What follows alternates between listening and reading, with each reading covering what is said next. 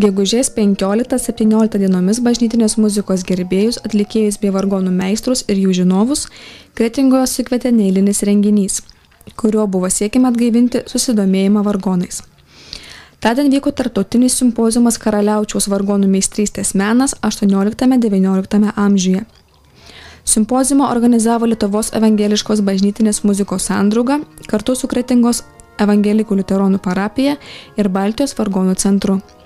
Jame buvo kalbama ne tik apie senąją vargonų tradiciją, garsiausius meistrus ir nykstantį paveldą, bet jis tapo pirmuoju žingsniu Kretingos liuteronų bažnyčios vargonų restauracijos misijoje.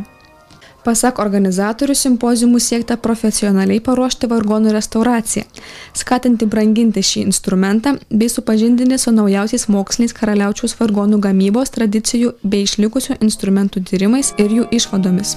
Visą tai 3 dienų simpoziume pristatė žymus vargonų ekspertai iš Lietuvos, Švedijos, Latvijos, Vokietijos bei Lenkijos. Ypatingo dėmesio buvo sulaukta iš Baltijos vargonų centro. Šio centro vadovo Martino Rosto žodžiais, Kretingos evangelikų liuteronų bažnyčios vargonai yra labai didelė brangenybė vargonų meistrystės istorijoje ir ją privaloma išlaikyti.